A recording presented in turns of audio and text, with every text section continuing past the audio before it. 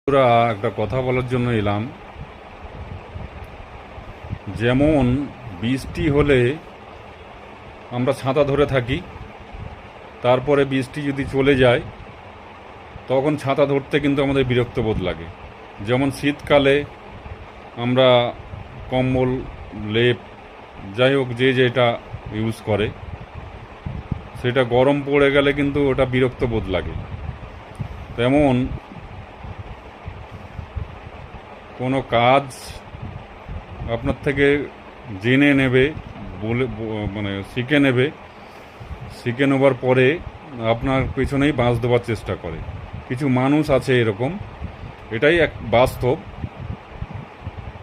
তো সেটা অফিস হতে পারে বা যে কোনো জায়গা হতে পারে, আপনার থেকে জেনে নিয়ে, শিখে নিয়ে, বুঝে নিয়ে আপনাকেই বাঁশ দেওয়ার চেষ্টা করে।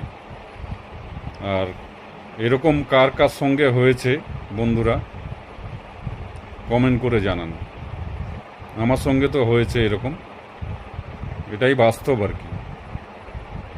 কিন্তু আগের থেকে বেটার, অনেক ভালো। তারপরে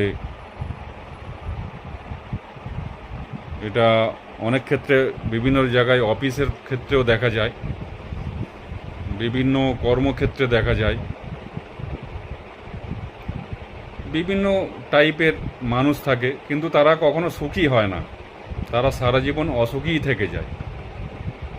তারা হয়তো ভাবে যে আমি সব, কিন্তু সেটা ভুল।